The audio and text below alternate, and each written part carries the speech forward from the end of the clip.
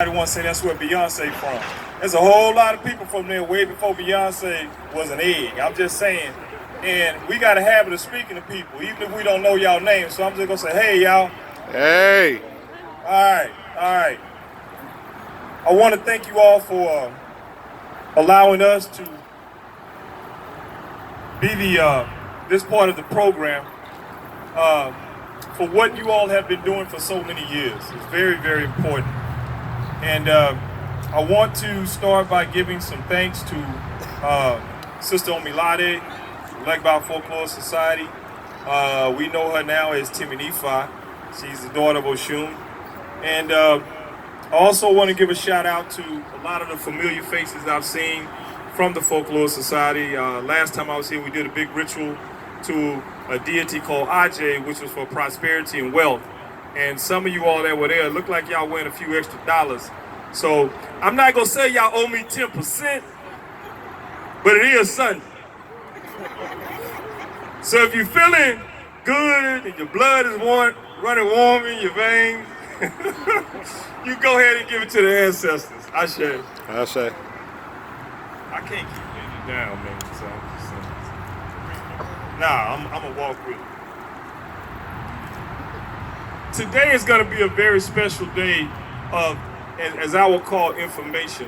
And not that any of you all are less thereof of information, but I wanted to share some things with you. And if you all know about it, then it's a confirmation, or sometimes it's just a refreshing to go back and listen to, to some of the things that you've heard before as you go forward in your life, in your day-to-day. Ancestors. Egun, the bones. It's a very, very important thing to understand from so many aspects of this planet of melanated people. Some of you have had opportunities to travel abroad and see people look like yourselves and often wonder, what is the kindredness? When I was in Kenya, and we were out and about, and we went into this restaurant, I saw brothers and sisters looking just like you. Somehow National Geographic, CNN has got us thinking that everybody is this dark skin, broad nose, thick lips, kinky hair. But I saw some brothers and sisters that was kind of like some of us here today. Ain't never been touched in their bloodline. Still got the same old swag. We went into a back roads of Tanzania and we stopped to get some water, and the brother came out in an old piece of clothing, and he came out just like this here. And me and my god brother Baba Shango Dare, we couldn't do anything but smile. And the first thing he said, Hakuna Matata. And I'm like, oh, he must have watched The Lion King. They say, no, man, that's how they actually speak. So even when we see things like that, it reminds us that there's no disconnection. And that's kind of what I want to talk about today.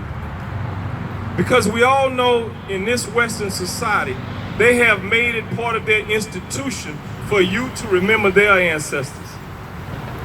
Matter of fact, you better make a good grade when it comes to those ancestors. My eldest brother, upon my graduation from high school in 1976, everybody gave me all the things that you would want to have when you graduate. All the fun, the parties, the money, the gifts and stuff like that. My brother, who was part of People's Party and the Panthers, came and gave me the autobiography of Malcolm X. And it took me many years to realize that was the greatest gift I could have ever gotten at a graduation. Graduated in 1976, February 1993. My last stint with the church is when one of the deacons came to me while I was teaching Sunday school, and he told me, based upon what we've been seeing you do the last few Sundays, brother, we can't allow you to continue to go that way, so we're gonna have to ask you to step away. From teaching Sunday school, no, the church. So that was my second graduation.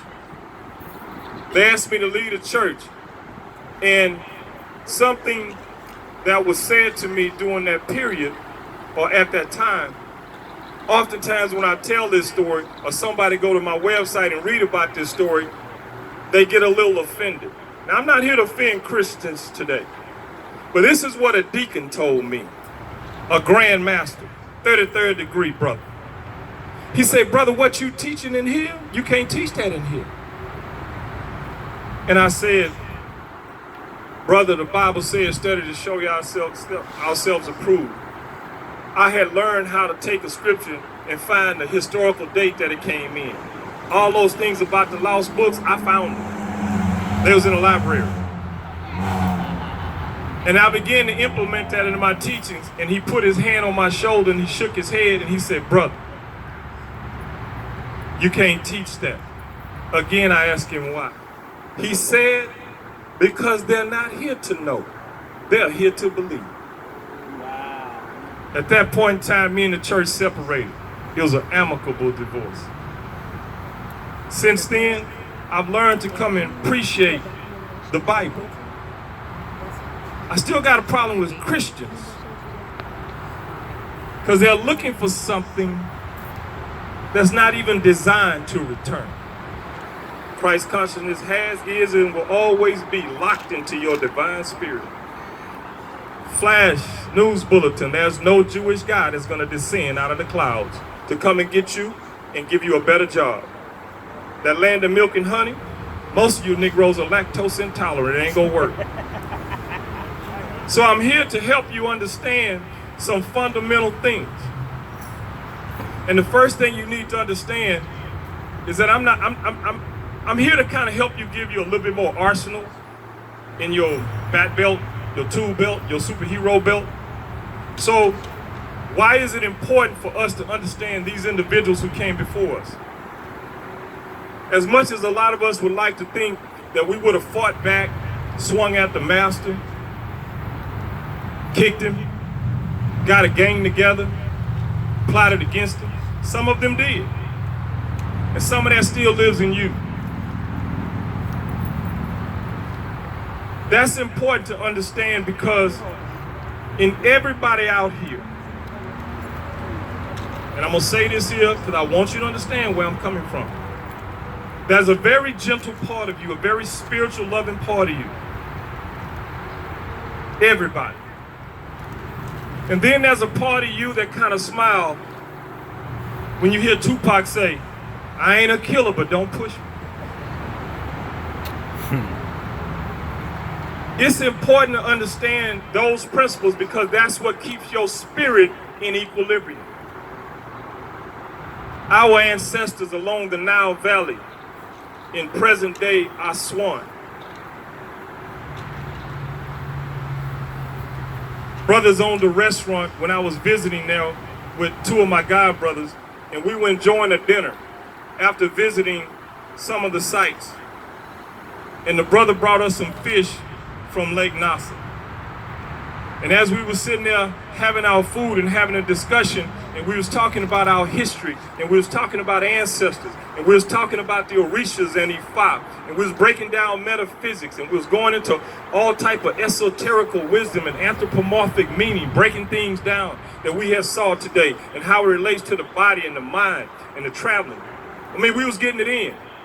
And there was a brother way in the kitchen kind of leaning back. And I saw him. And I say, man, maybe we need to cool it down. I think the brothers listen. And you know how black folks is. We don't know what cooling down means when we on the road.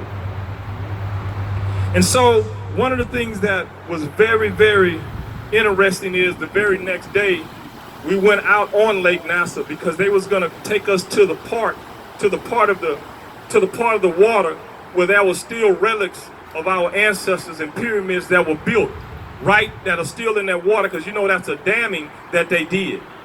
And the original place of Ramesses was on a mound across the water that had been flooding out. So they had moved it to another site to higher ground. So part of the tour is to take you out there to that water, stop the boat, and let you know how many hundreds of feet down there is what's still there, temples and houses. And when we got there, the brother turned off the boat, and I didn't recognize that was the brother from the kitchen. And I went, oh. And my god brother said, oh man, that's the dude from the kitchen, man. What you think? I said, well, I can swim. I can't whip no Nile crocodile, but I can swim. So we just, I'm invoke a pet and make my offerings before I get in the water. So we really thought this brother was gonna do this. Do something, because you know why? It is against the law. It is against a national law in Egypt for you to practice your stuff. If you ain't Christian, Muslim, if you ain't practicing Judaism or any form of Islam, it is against the law. Incarceration, beheading, or if your family is rich, they will give you a plane ticket to Europe or America. But you cannot practice what we're doing right here today in a land that people around the world go to school, get a degree, and are still digging today. You can't practice your stuff, but you can get a degree and go over there and study your stuff, but you can't practice it. So, as Dr. Anthony Browder talks about those invasions into the Nile Valley, and how those invasions was over 2,000 periods and a 2,000-year period, and there were a lot of things that were going on with the different wars. Kemet never surrendered. Kemet fell from within. The discombobulation brought upon by the continuing pressures of those coming in, bringing in different ways. Kemet learned a valuable lesson. A lot of those brothers and sisters started to head to the West. And one of the things they learned in the West, they were never going to build those buildings again, but they took their philosophical perspective and their spiritual perception with them to recreate during the flood routes when the Sahara was not as barren. And when they came into the West and they found for themselves peace again. And that's why if you go into Ghana and you see the women dance and the way they move the skirts, it reminds them of the days when they were in Canaan, the Canaanites. And if you go into certain parts of Mali and you see brothers and sisters that are kind of fast-skinned, or if you went over there, like my brother I just met, Brother James, and Brother James went over there, they would take him into the upper Volta regions and they would show him the sarcophagus of those individuals that came from the east. And while you're there, if you go into Burkina Faso and you talk to the Dagara people, they will tell you how daily they wake up to speak of the dreams that they may have had, or the epiphanies or deja vus that they have about their ancestors. If you go into South Africa and you talk to the Sangoma priest class, they will tell you we need no apparatuses, we need no bones. We need nothing to channel in our ancestors. And when the British lady was shooting a documentary out there in Kruger National Park and they lost their way, and it was night and they could hear the lions in the distance, and when they finally got some light and they turned on the lights, there was a whole pride 10, 12 feet in front of them. And out of nowhere, an old black woman came, spoke a language. The lions prostrated. She got in their Jeep and told them, take me back to my village. When they took them back to her village, the elders told the documentary crew that the woman started walking that morning to them. This woman out of Europe now goes around to talk and lecture about that experience. And what did they ask the lady? She said, my ancestors told me to go and save those who did not respect what they were doing. I was fortunate enough to visit Uluru Rock, that they call Ayers Rock, in the middle of Australia, at the courtesy of the Mutajili, that they call the Aborigines, and the Aborigines call themselves the original people. The rock that you can hide the pyramids of Giza behind and never know that they're there, they say it's not a rock, it's a spirit. And when the Australian government decided that they wanted to make this a tourist attraction, the elders of the Mutajila said, please do not let them climb that rock. It's not a rock, it's a spirit. The government say it just can't sit here. People want to see it. We can make money, so we're going to make this a national park. They set a treaty with the Mutajilu people. And then the Mutajilu people had to tell them, you should not climb the rock. So if you ever visit Alice Springs in the center of Australia, there's a huge stone, red, just like red dirt. They say it's been there for millions of years, and the bigger part of it is underground. And so the priests there, they only go up every 7 to 13 years to take a man through a rites of passage. They don't time it because they have to wait for their ancestors to tell them. The first year the rock was open, 2 weeks, 2 Europeans fell to their death. 3 months, 3 Europeans.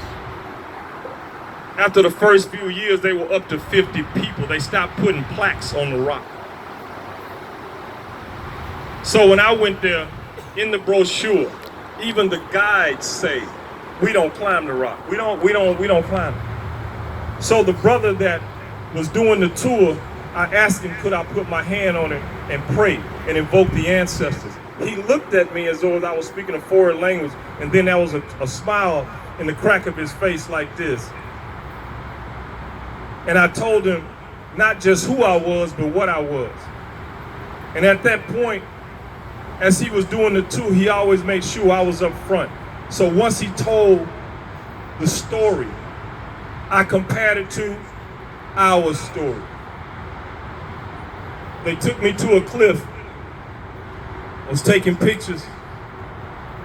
And there was something very, very strange about this area that I was in. And one of my god sisters, she's also an Aborigine, that's right. Have a practitioner of Ifa in Australia. And she said, Baba, what do you feel? And I said, I feel a lot of spirits, something moving off. I say, but I guess it's okay because there's people down there walking around way down in the crevice. Almost like the Grand Canyon, just down in the crevice. She said, Baba, there's no people down there.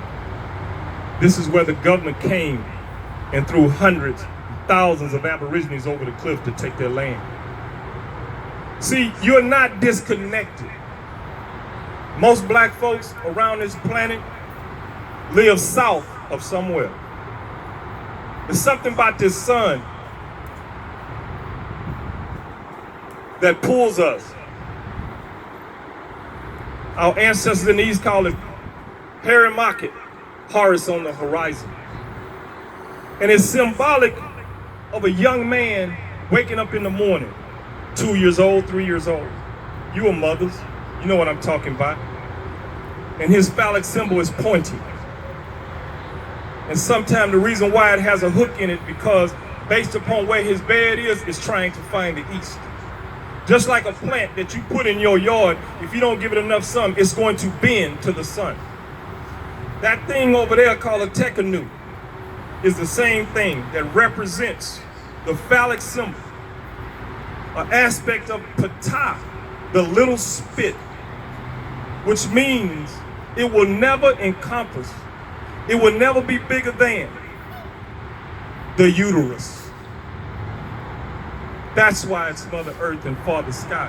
The micro, the macro, as above, so below. That is a very, very deep sign and symbol to have out here because that's the first law of a Christian, to be fruitful and multiply. This universe ain't going nowhere. You can debate, non-debate climate change, but she is going to win. She always has, she always will, because she has never produced anything she cannot feed.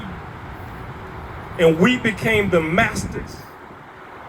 We became such good masters of how to take care of the earth when a brother would walk outside with a plow, shaped just like that phallic symbol, and he puts it into the ground, and he turned back the lips of the earth and put a seed in it. They called it husbandry. Because they're making love to the earth. That's why some of us feel good just to go get in our pots and our dirt and dig. Feel that earth. That's meditation. And that's why you couldn't stop a slave from picking cotton and not finding a rhythm.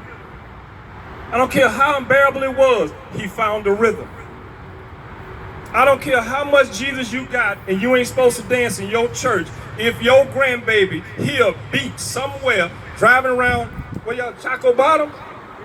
I don't care if you Jehovah's Witness, Church of God in Christ, and you can't dance, let your great-grandbaby hear that beat we heard last night. You're going to try to dip in all kind of holy water. But it's in the blood, it's in the melanin, it's in the spiritual DNA. And I want us to understand that because it's important, because you don't have to be a practitioner of Ifa, Voodoo, Candomblé, Santeria, Lukumi, Umbanda, Quimbanda, Shango Baptist, Sangoma. You don't have to do Kali.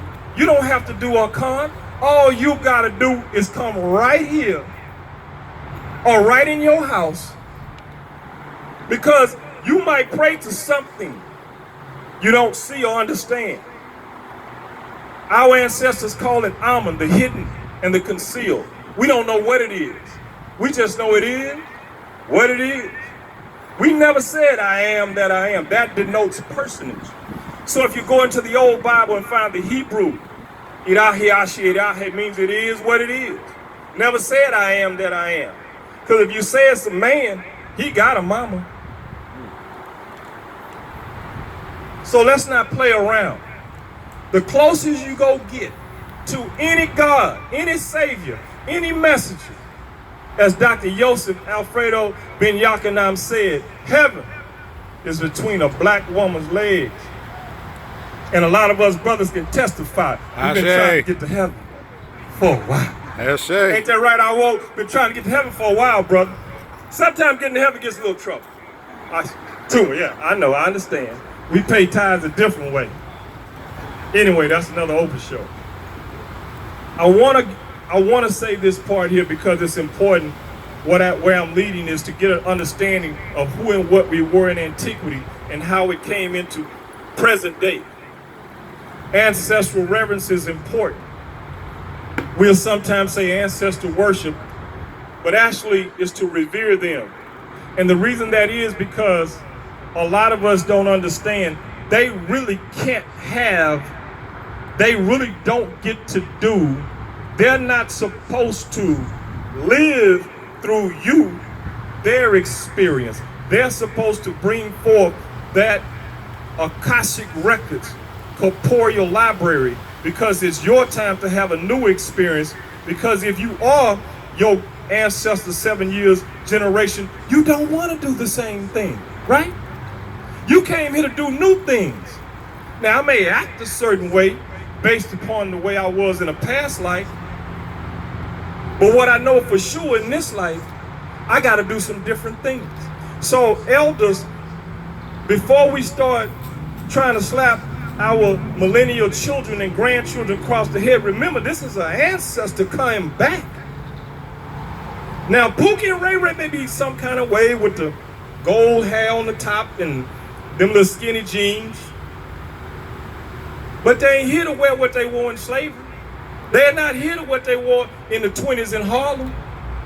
So they're going to do a little something different. And most importantly, they're going to hold you accountable for a question you can't answer. So that's why some of you all heard me say last night at the end of my prayer, don't be no punk. Don't sell out.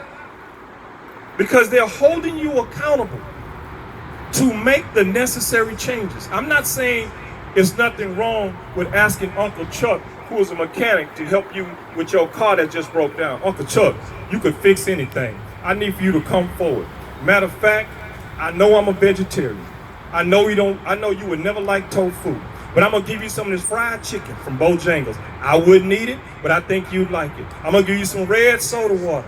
I'm gonna go over there to Miss Maddie Mae's house down the block and I'm gonna get some of them old funky chitlins because you used to eat them. I'm not gonna eat them. I'm a Muslim now. But I'm gonna make sure you get them so you can help me get this car fixed. I ain't got $700. And I don't know if they lying to me or what. To your aunt who was an educator, and it's time for you to take that test. You can call up on her. But she can't be you.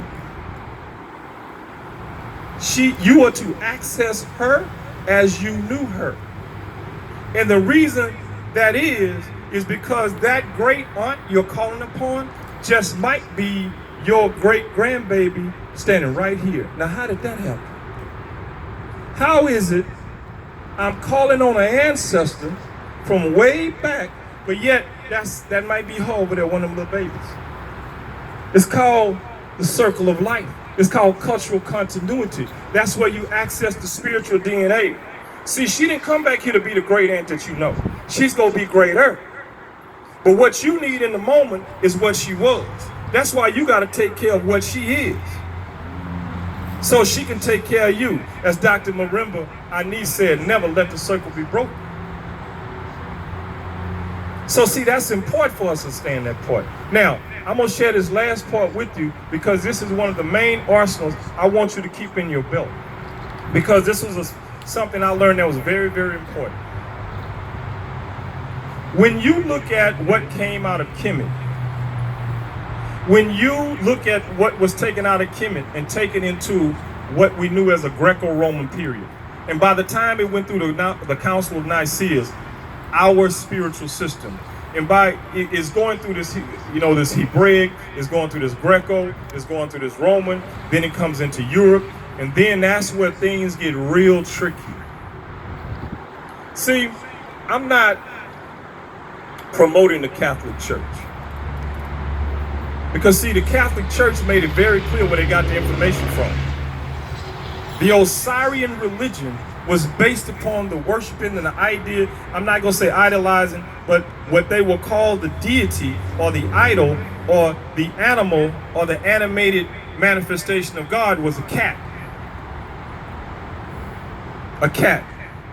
So if you see a cat have 9 lives, you say a woman have 9 months, and then you look at a particular book called Stolen Legacy and they talk about the 9 parts of the soul.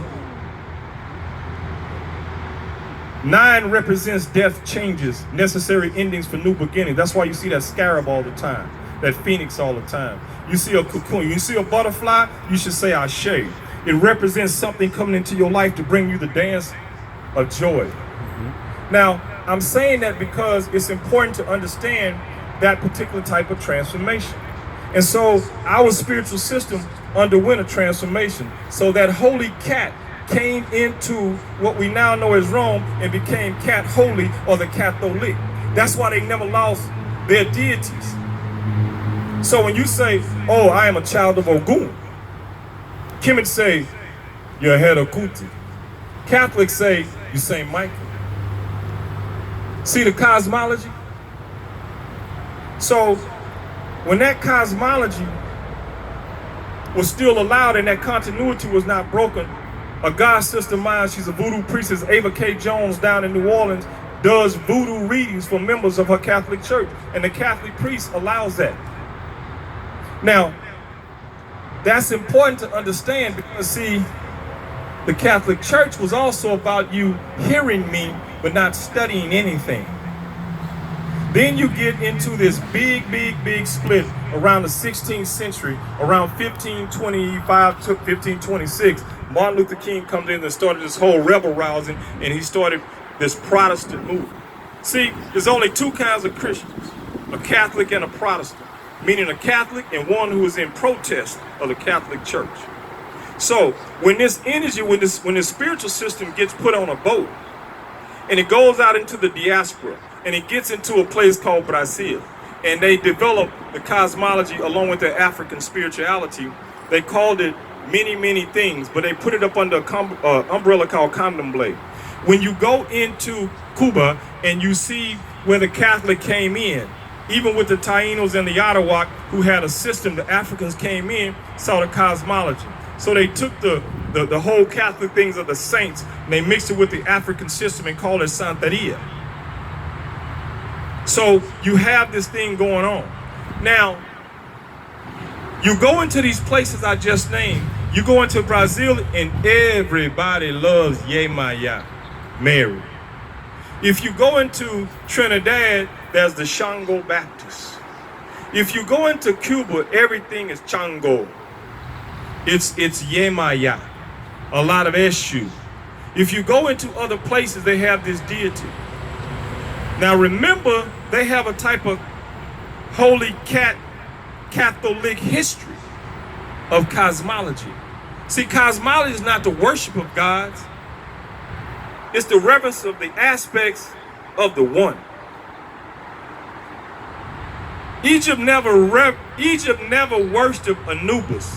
Anubis was a jackal. They never worshipped Anubis.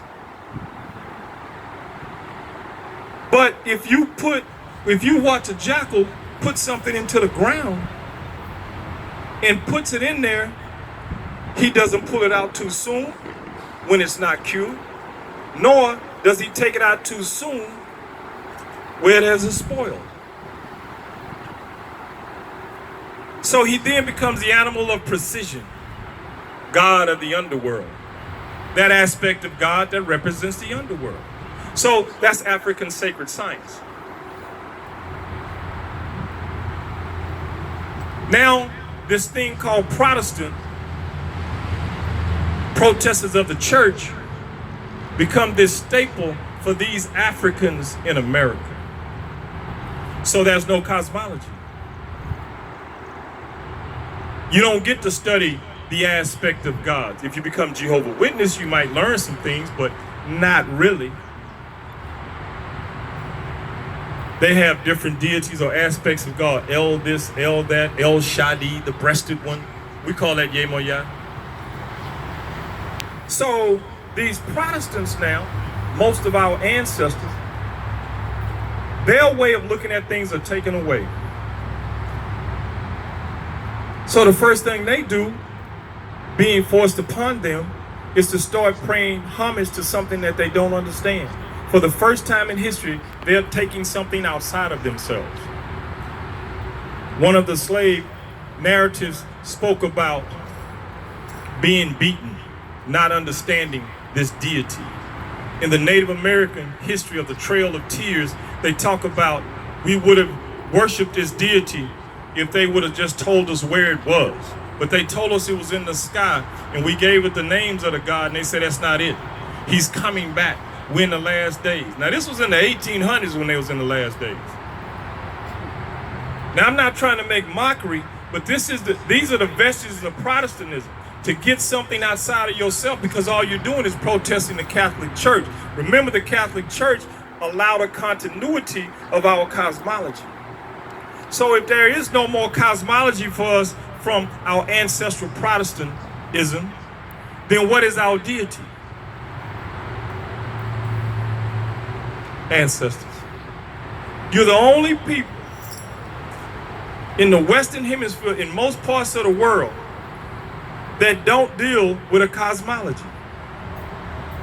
And there's a reason for that. If there's a dark side, it got to be a light. Sure.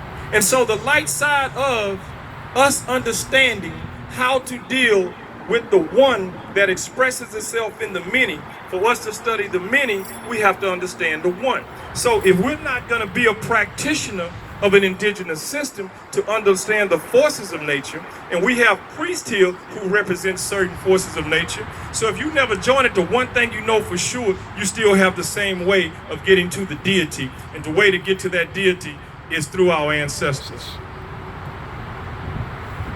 So when people come up to me and say, oh, y'all some of the bead people. No, we're not bead people. We didn't go to no bead store and just decide we gonna coordinate the same color. The thing is that we have to understand the importance, as much as we think they are not part of who and what we are. There's a reason why you hold your fork like your grandmother. There's a reason why that boy walked just like his daddy. That's the reason why that woman acts just like her, the sister I had. It's not just the DNA, it's the spiritual DNA. And so what you want to remember, it don't have to be Juneteenth. It could be any Sunday morning, any Tuesday evening, any Thursday afternoon. When you find yourself in trouble and you ain't been going to church and you feel some kind of way upon calling upon that deity that you are not friendly with, you can't accept, you can't deal with, you can't bow down and pray to, the one thing you know for sure, brothers and sisters, if you are still breathing and your heart is still pumping, that divine energy came from somewhere. If the harmonic resonance of the universe is 7.8, and the geologists say that the harmonic resonance of the center of this earth is 7.8 and your heart beats is 7.8, that is not a coincidence. You are connected to where you're standing. That's right. And that's a sacred. The Holy Land is wherever you stand. You ain't got to go on no plane, going nowhere to look at some people who don't look like you, don't speak like you. You are right now in the holiest of holy places. And the reason why I say this is because everybody here knows one thing for sure. You had a mama. Things may not have been great, but remember that's your mother. And whatever her matters were, her issues may have been, you are hers. It's how you came through. You should ask yourself a question. When I was in heaven, why did I choose this woman or this man? Why couldn't be like that neighbor whose children get everything? Why do I have to, quote unquote, suffer? Everything that has a dark side has a light side. And I know some of us got some history coming up in our family and some disharmony, some things that were done we care not to repeat today. But the one thing you got to know for sure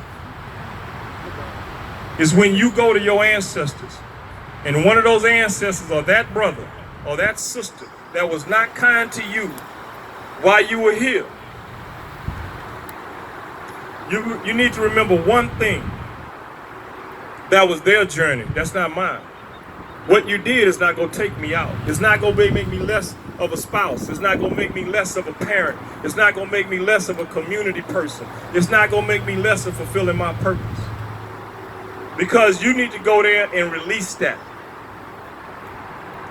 You can't change what happened, just like they can't change what happened.